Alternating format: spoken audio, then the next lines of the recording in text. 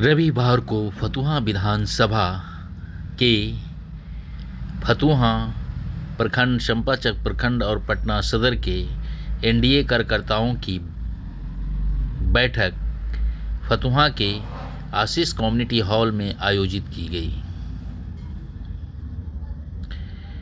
इस मौके पर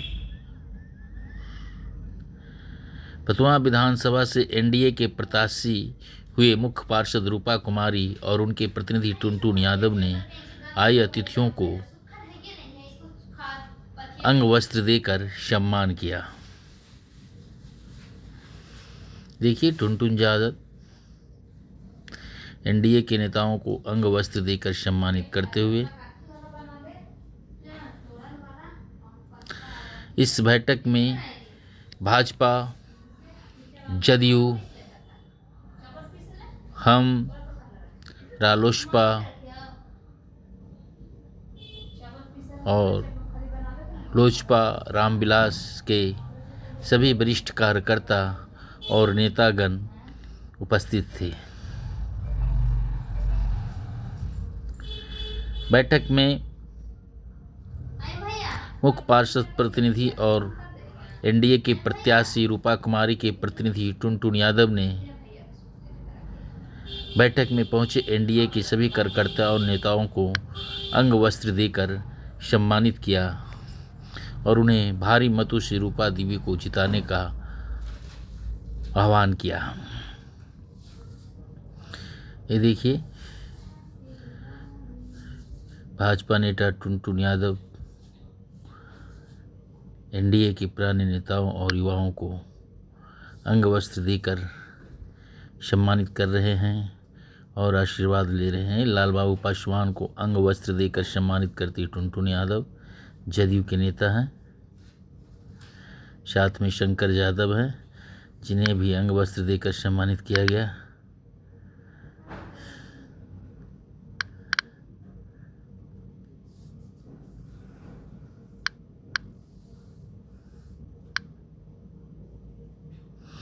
इस तरह पूरे हॉल में बैठे एक से एक वरिष्ठ कार्यकर्ता नेता टुनटुन ठाकुर को अंग वस्त्र देकर सम्मानित करते हैं।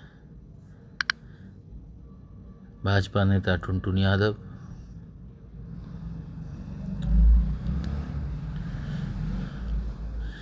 इस तरह पूरे कम्युनिटी में हॉल में घूम घूम कर सभी कार्यकर्ताओं और वरिष्ठ नेताओं को अंग वस्त्र देकर सम्मानित किया गया।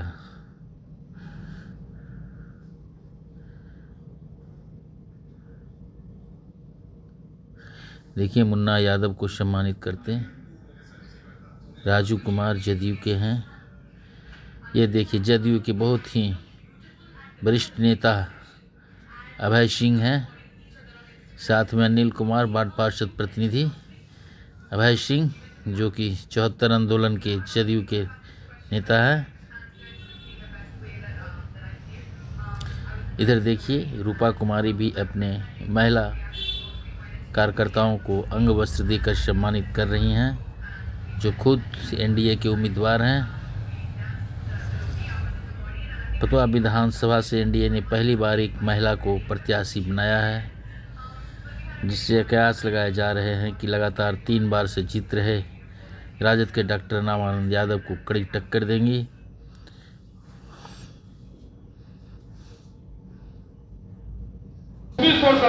सुनिए भाजपा नेता संजीव कुमार यादव क्या कह रहे हैं। लक्ष्मी माता किस चीज पे आती है?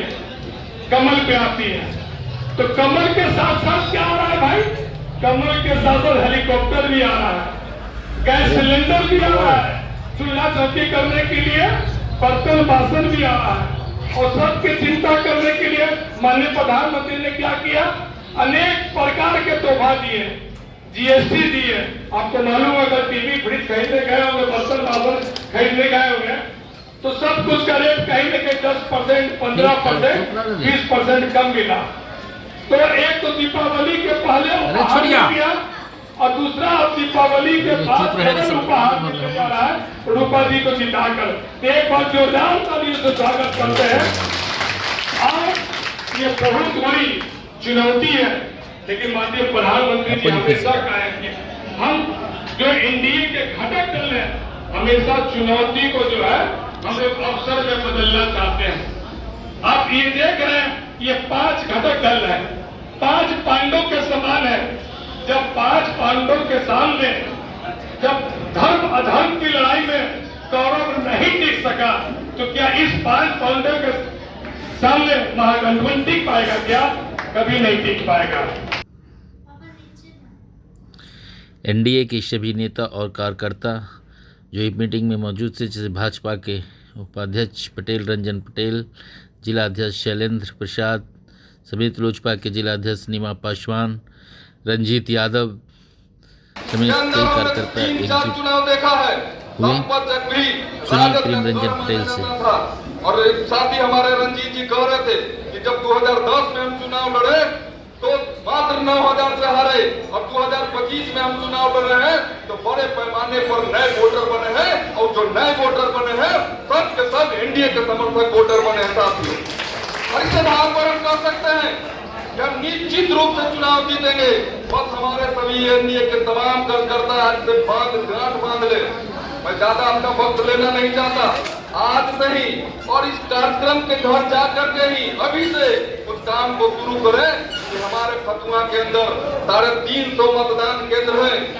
350 मतदान केंद्रों पर हमारे जो संगठन के लोग रहते हैं, वहाँ बूथों पर जो काम करते हैं, हम अगर 5 दल जोड़ते हैं तो 5 गुना कम से कम एक दल के 2 कार्यकर्ता अगर बूथ पर होंगे तो 5 गुना 10 कार्यकर्ता तो हर एक बूथ पर हमको मिल ही जाएंगे।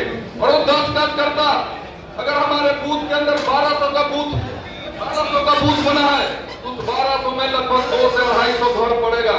मात्र 200 और 250 एक कार्यकर्ता को यानी कि 20 से 25 घर मिलने वाला है।